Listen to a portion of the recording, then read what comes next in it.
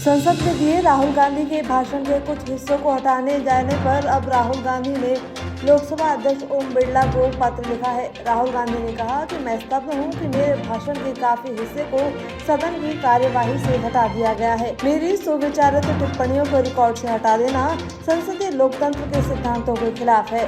राहुल के भाषण पर हुए हंगामे के बाद लोकसभा के रिकॉर्ड से भाषणों के कुछ हिस्सों को हटाया गया है। राहुल गांधी के हिंदू हिंसक वाले बयान को हटाया गया है।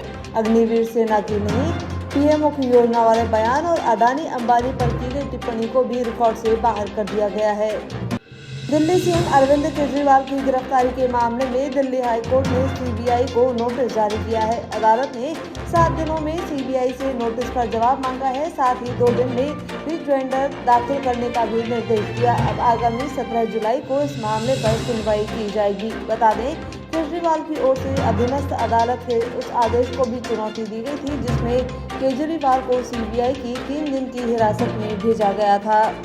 राजस्थान की भजनलाल सरकार की 3.5 महीने बाद हुई कैबिनेट की बैठक में कई बड़े फैसले लिए गए। प्रदेश के 3 जिलों भीलवाड़ा, किशनगढ़ और झालावाड़ में फ्लाइंग स्कूल खोले जाएंगे। कोटा में ग्रीनफील्ड एयरपोर्ट बनेगा। इसे लेकर अगस्त में एमओयू किया जाएगा।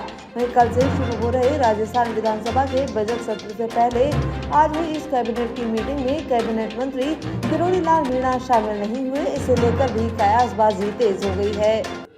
बजट सत्र से पहले प्रदेश की भजनलाल सरकार ने जिस हड़बड़ी में आईएएस अफसरों की ट्रांसफर लिस्ट निकाली है, उसे लेकर अब सवाल उठ रहे हैं। दरअसल बीजेपी दफ्तर से लेकर सचिवालय के गलियारों तक आईएएस अफसरों के ट्रांसफर लिस्ट की चर्चा थी, क्योंकि पिछली सरकार के कार्यकाल की शुरुआत से ही जो अफसर बड़े महकमों में जमे हुए थे वे इस सरकार में भी टस से मस नहीं हुए। बता दें, इस लिस्ट में राज्य के मुख्य निर्वाचन अधिकारी रहे प्रवीण गुप्ता को पीडब्ल्यूडी के प्रमुख सचिव पद पर पोस्टिंग दी गई है। माना जा रहा था कि सरकार बजट सत्र के बाद कोई बड़ी लिस्ट जारी कर मैसेज देने की कोशिश करेगी, लेकिन जारी की गई तबादला सूची महज औपचारिकता बनकर रह गई है।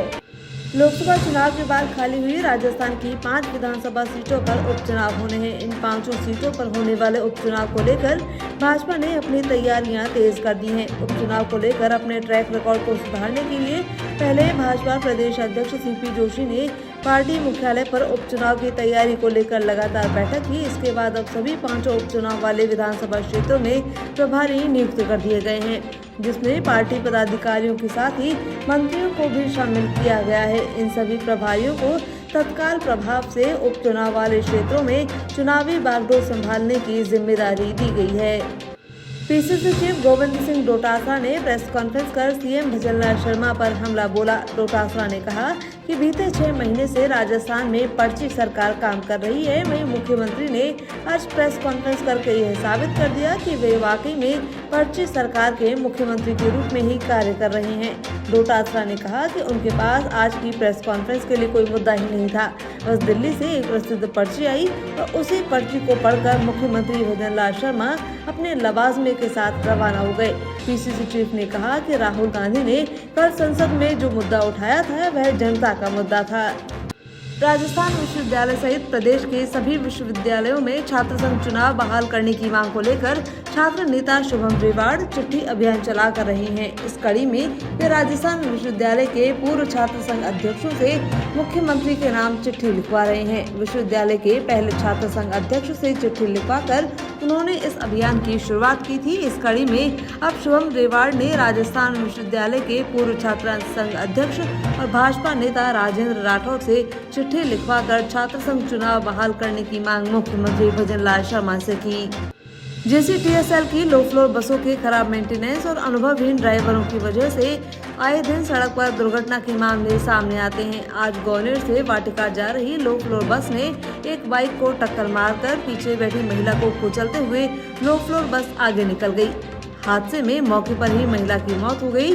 जेसीटीएसएल के जिम्मेदार अधिकारियों ने मामले की जानकारी मिलने के बाद भी कोई सुध नहीं ली। बता दें, जेसीटीएसएल का प्रबंधन रोडवेज के रिटायर्ड संविदा कर्मियों के भरोसे है। ऐसे में यह भी बड़ा सवाल है कि क्या जेसीटीएसएल प्रबंधन निजी कंपनी पर कोई एक्शन लेगा। सूरतगढ़ में किसानों का श्रीगंगानगर कूच अधर झूल में लटका हुआ है। बीती रात किसान नेताओं और ग्रामीणों की श्रीनगर मार्ग पर स्थित गांव पालीवाला के पास अतिरिक्त जिला कलेक्टर के साथ वार्ता हुई थी। वार्ता में तय होने के बावजूद भी पटवारी और गिरदावर को एपीओ ट्रांसफर करने के लिखित आदेश जारी नहीं हुए। ऐसे में लिखित आदेश के इंतजार में बीच रास्ते में ही ग्रामीण और किसान नेता रुके हुए हैं। लिखित आदेश न आने की स्थिति में किसान और ग्रामीण श्रीगंगानगर के लिए कूच करेंगे।